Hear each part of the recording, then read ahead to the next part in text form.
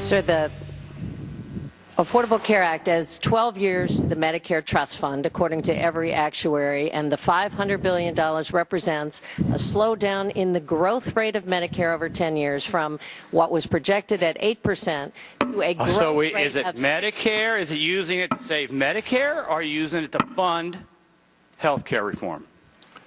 Which one? Both. The gentleman. So you're double counting. Your chief actuary for Medicare said this, that cuts in Medicare, quote, cannot be simultaneously used to finance other federal outlays and extend the trust fund. That's your guy. No, and what is absolutely true is that this will not solve our whole Medicare problem. We're still going to have to fix Medicare over the long term. What it does do is make sure that the trust fund is not going to be going bankrupt in 7 years, according to their accounting rules. So you don't buy the CBO or the actuary, that you can't have it both ways, that you can't spend the money twice. What is absolutely true, and what I do agree with, is that you can't say that you are saving on Medicare and then spend the money twice. Well, Health and Human Services Secretary Kathleen Sebelius opened this debate again at a hearing, as you saw, on Capitol Hill. Privately, administration officials say Sebelius was not given time to explain fully the answer. And as you saw, the answer from the president back in March of last year. What about this? Let's bring in our panel. Jonah Goldberg, at-large editor of National Review Online. Juan Williams, columnist with The Hill and Fox News analyst. And syndicated columnist Charles Krauthammer. Charles, we'll start there. Well, what you saw with Sebelius was the classic definition of a gaffe in Washington. A Washington gaffe is when an official accidentally speaks the truth. She was right when she said both. This is double counting. If you cut Medicare by $500 billion, which is what the bill says it'll do, it won't, but let's assume it does. You can either set it aside and reduce the debt, meaning reduce the amount you have to borrow from China, or you can spend it on another entitlement, which is what the bill does, the entitlement that actually gives health care to millions of people who don't have it. It's one or the other, but it's counted in the bill as both, and that's why it's one of the many egregious accounting tricks. It's the worst. It's the way that Democrats ended up with the claim that you can insure millions of new people and reduce the cost, which a child will tell you is impossible because there are no free lunches. So this is the worst. And the president, he gave you double talk on the double counting. He never admitted it, but in fact, he never answered your question, how can you use it to extend the life of Medicare and use it to insure other people as a second entitlement? The answer is you can't. Juan.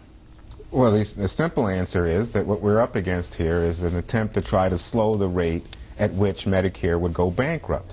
And what the president is indicating and what Sebelius is trying to say when they say both is that most of this money really goes in terms of the health care reform bill to try to fund that bill. But in the process, what they're doing with health care is slowing the rate at which Medicare goes bankrupt.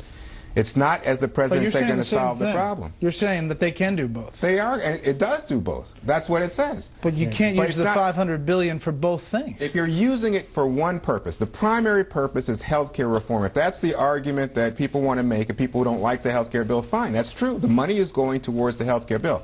But it's also going to have the effect, the overall health care reform effort, of slowing the rate at which Medicare is bankrupted. Well, one, you can either extend the life of Medicare by a number of years by using the $500 billion, or you can take the $500 billion and pay out. That's what the chief Medicare actuary said. Well, what he's saying, and what I think the way that you are putting it, Bret, is quite understandable. But what you're saying is you spend the money for the chewing gum or you spend the money on dinner. You can't have the chewing gum and dinner. But it's not me saying it. It's the chief Medicare actuary. Right. And what I think... And the CBO.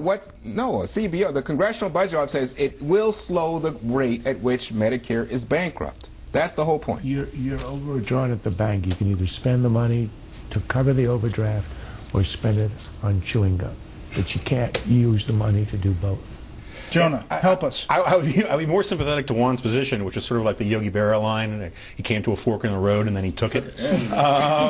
But the problem is that, well, Charles says this is the worst fraud in the health care bill, and maybe he's right about that. The problem is it's not the only one. We had the Class Act. We've had now over 1,000 waivers given.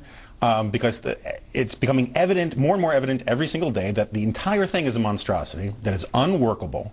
And what the Obama administration's position is at this point is to kick it all down the road past 2012 as much as they possibly can. And that's why they're giving out these waivers, which I think are of constitutional questionable status. That's why they're saying that the class thing is unsustainable. That's why Obama's position ultimately with the governors, as we saw a couple weeks ago, is to say, look, you have to buy the car of Obamacare, but we can negotiate about the options.